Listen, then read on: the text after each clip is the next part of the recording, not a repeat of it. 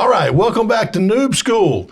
This is where we interview great business people and salespeople, and we roll them back to when they started in sales so they can give you some advice on things to do, things not to do. Today, we've got one of my good friends, Bradley Smith. Bradley went to college at Charleston. I won't hold that against you, Bradley. Went to college at Charleston, and his first job it was with Dun & Bradstreet, big, successful company. He eventually came to work for our company, Datastream, where I got to know him quite well over a number of years, and he was really good. He became really good at selling software to big companies. When he left Datastream on very good terms, he worked for several different tech companies in the area and eventually found his dream job, which had nothing to do with software. And he'll tell you more about that. And I'm very happy to have you today, Bradley, on the show. Thank you. I'm very excited to be here. Yeah, man. Well, tell us, I know you went to college at Charleston. I was kidding about, not holding it against you. It's a great school.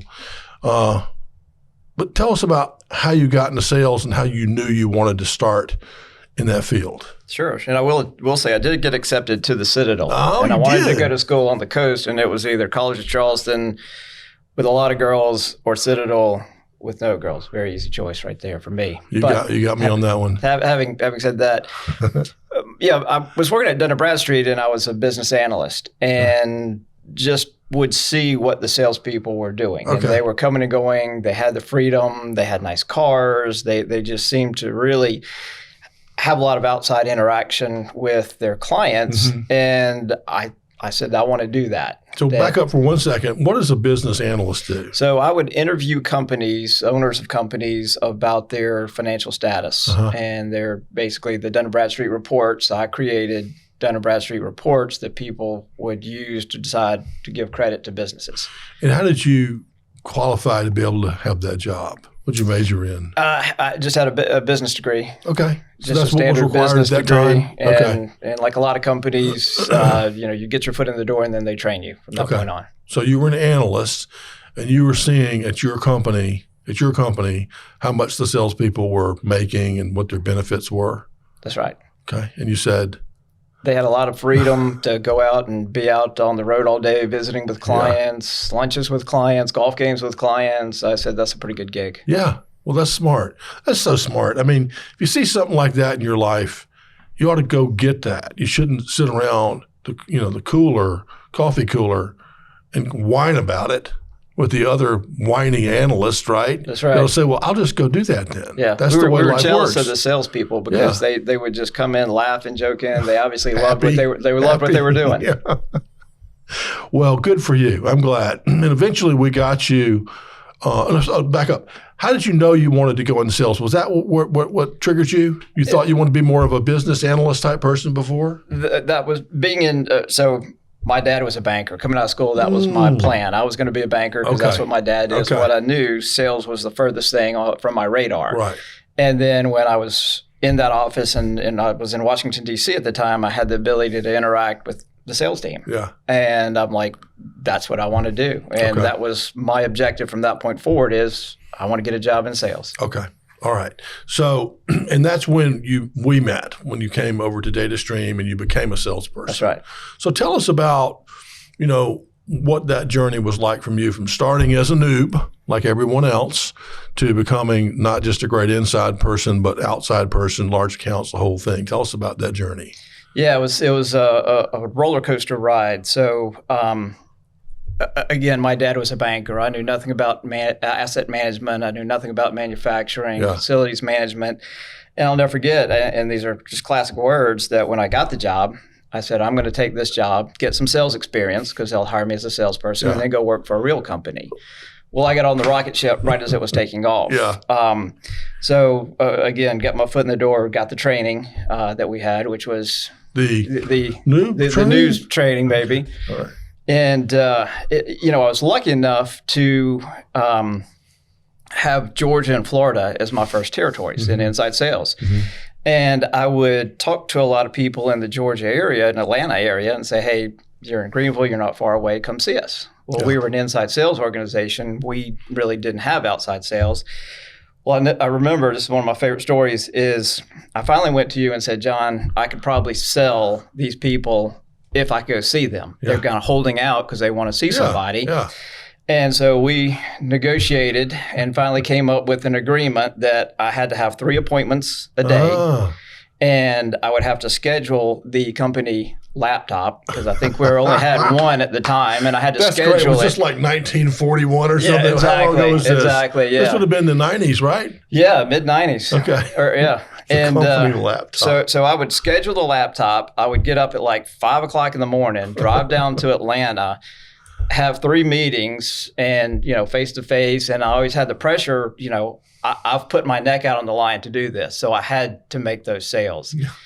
To make it worth my while, also. Yeah. And so that sort of picked up speed and momentum, and kind of I proved myself that I could demo the software and have the meetings and go down and sell the software to these larger clients. Yeah. And then that just led to the next step, was when we expanded into corporate sales and had people actually flying all over the country. Yeah. Meet with corporate, multi-site deals, actually do the face-to-face demos. It was just kind of a natural progression. Yeah. Well, I love that story for a lot of reasons. One is, you created your job for yourself with your thinking and your assertiveness to become an outside salesperson. Nobody came along, the outside sales fairy didn't come along and say, hey, let's work with Bradley on this. You came to us and said, I can go do this, and it's going to bring you money.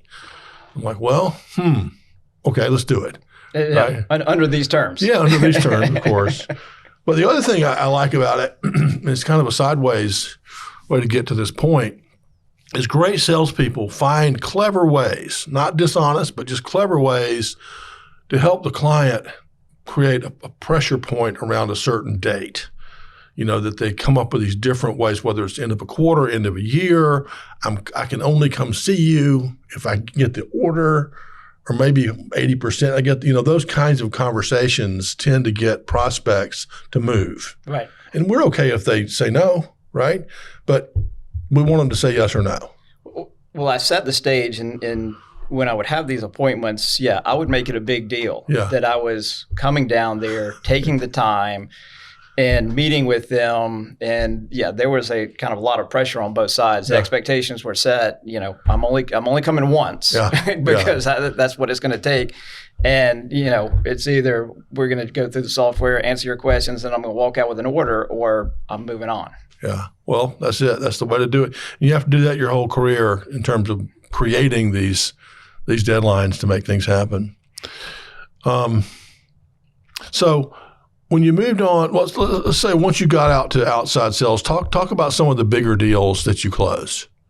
Oh, it was kind of funny. It was a run and gun offense. We were obviously making things up as we went along, and it was interesting to see the progression of how the inside sales basically seeding a base, and then the corporate guys would come in and kind of oversee that. Yeah. Okay, let's connect the dots, and then let's get to standardize. Right. So I remember working with Frito-Lay.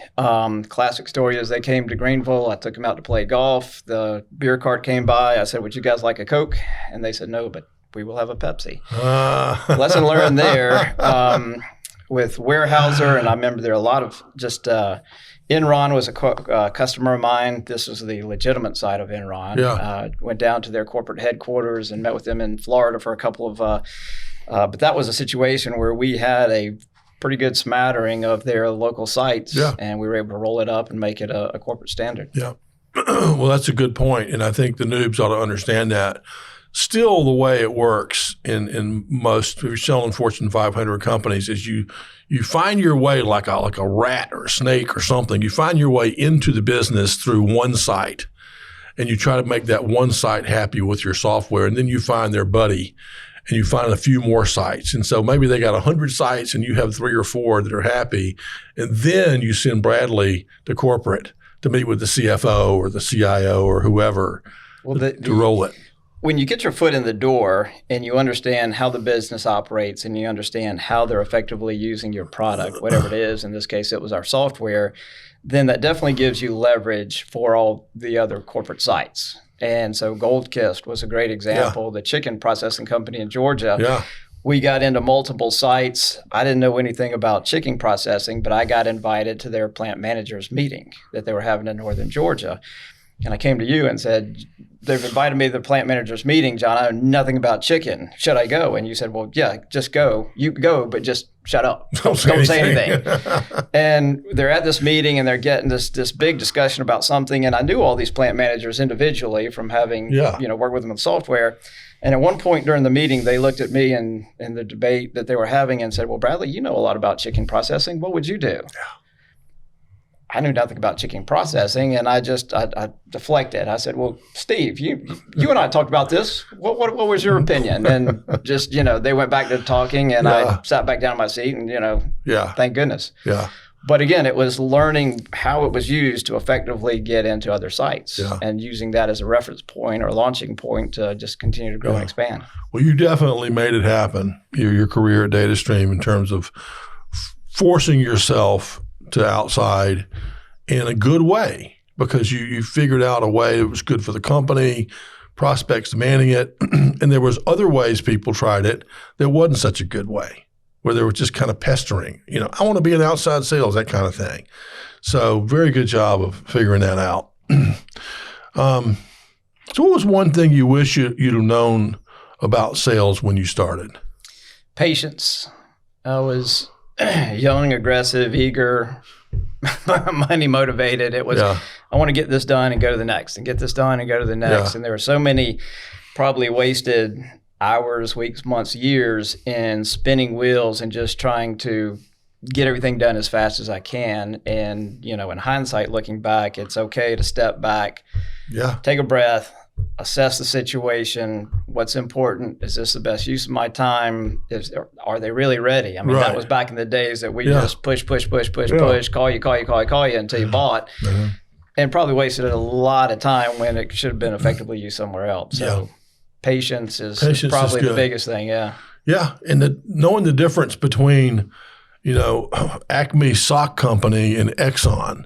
I mean, I'm telling you, I think we treated them all about the same. It's just whatever the next record was. That's right. In the system, we would call them, try to sell them some software. So I'm with you on that. Do you remember your Colby scores? No, I don't. Again, I remember something to the effect of self-starter, aggressive, and money motivated. Okay. Those were. Well, let's just say it was perfect fit for Datastream sales. So what is your favorite word? Watching these podcasts, I know a lot of people have used determination and persistence, and all those are absolutely, qualities. But I stepped back and I said, what am I looking at these days when I do things? And again, it's essential. Essential. What is essential? And back to hindsight being what it is. Yeah. Saying yes to something probably means you're saying no to something else. Mm-hmm. And so with limited time, limited capacity, what is essential in what I'm trying to accomplish, be it personal, professional, sales, exercise, whatever it is, being able to kind of filter through, set priorities, and is this essential to me getting to where I ultimately want to be? I like it. That's a good word. It's a good word. The first things first kind of thing. That's right. Yeah. Do you have any last bit of advice for the noobs? I think from somebody just getting into sales, and it's kind of looking at it from the standpoint of saying it's okay to take a risk, but at the end of the day, process is something that's going to help you be successful and have the confidence. Because if you just go out there and wing it, like we did back in the day, we spun our wheels a lot and wasted a lot of time. And then once we progressed into actually having a process, then that's your filter. Yeah. That's your confidence. That's your game plan moving forward. So the biggest thing is look at the different processes, evaluate a process, find one, stick to it, and just use that process as your backbone, if you will, your springboard to be able to just move forward and hit your objectives. I love it. So I kind of teased the audience at the beginning that we're going to get to what you're doing now. So again, Bradley, after college, Charleston, Dun & Bradstreet, Datastream, some other tech companies, got very good at selling software. Tell us about your transition to selling like land and big kind of mountain properties. So it just started out as a hobby. Okay. My brother started the company. We're land brokerage, and just being with him one time, he said he's got more than he can handle. And I looked at it and said, okay, all my other hobbies are costing me money. I need one that makes me money. So got my realtor's license, started doing it on the side because it's land, just kind of small type of transactions, and fell in love with it. I mean, just absolutely having a great time. Jumped in with both feet a couple of years ago and went from selling, just single residential lots to now working with developers, helping them acquire land or helping people that have large tracts of land sell that land to developers, do some commercial deals. So it's just something that, I fell into. Passionate, absolutely love every single day of what I'm doing, but I will go back and say, no doubt I call Datastream my MBA. Mm-hmm. It's where I learn sales, marketing, process, and that experience, like so many people that have been on this program, have been able to leverage that and go out and start companies and continue to press on and do what they love to do, but just in a variety of different areas. I agree. It was obviously good for all of us, but the fact that you didn't know land brokerage was what you wanted to do out of college is okay. You went ahead and learned how to sell, how to prospect, all those things. And when you did find it, then you're ready, and you're killing it now. And so you started it, as a hobby, did just a little bit on the side. And then once you saw you could really do well here, then you just cut the cord and you went for it. Yeah, I mean, I went from a couple of transactions to, now I'm doing several $1 million a year, and nice. It's again, I fell into it, love it, applying a process to it, and that gave me the kind of the confidence, just ramp and scale and get me where I am today. Well, I'm not surprised, Bradley. You always seem to find a way to what you want, and I think it's fantastic, and I just want to thank you for being on the show today. And what's the name of the company or the website in case anybody needs some land? We're Cross Creek Realty, and the website is crosscreekre.com. All right. Go get you some land. That's right. Thank you, man. Thank you. Thanks Take so care. much. Enjoy All right. Hey, it's John here. Thanks for listening today. Please check out noobschool.org. That's my website. That's where we have other videos and content that can help you get started in sales.